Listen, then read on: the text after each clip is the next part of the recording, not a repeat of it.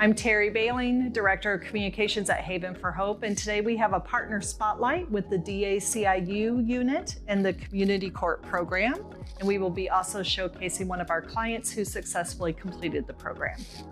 Matthew, we'll start off with you sharing with us your name and title. Sure. My name is Matt Howard. I'm the Director of the Conviction Integrity Unit at the DA's office.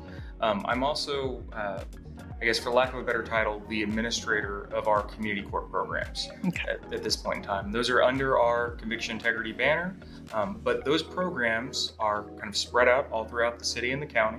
Right now we have a Justice of the Peace Community Court, we have a Municipal Community Court, and we have a County Community Court. Okay, great. And the reason why we have you here today is this is the community court program is fairly new in your division, and you were explaining to me earlier how it's really designed to help those who are experiencing homelessness, who may have some misdemeanors that could potentially hurt them from getting housing or employment. So share with us a little bit about the reason why the program exists. Several years ago, we had an individual who was working services here at Haven.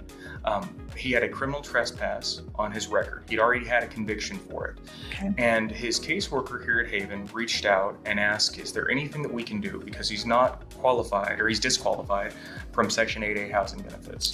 So what steps can we take to try to get him back over to qualification? Because but for this conviction, he'd be ready to take that step and get over to housing.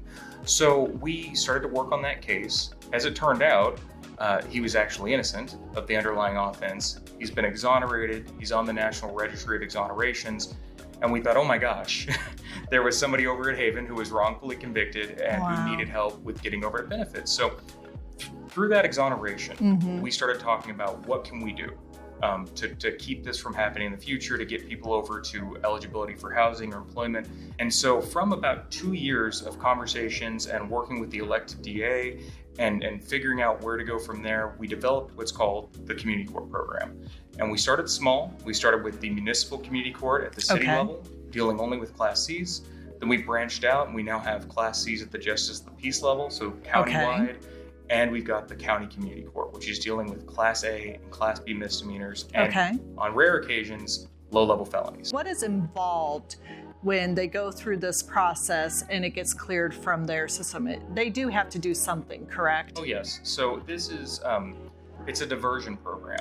And what that means is that it does not result in a conviction, but it asks for a commitment from the individual who's involved to work the program, successfully complete the program.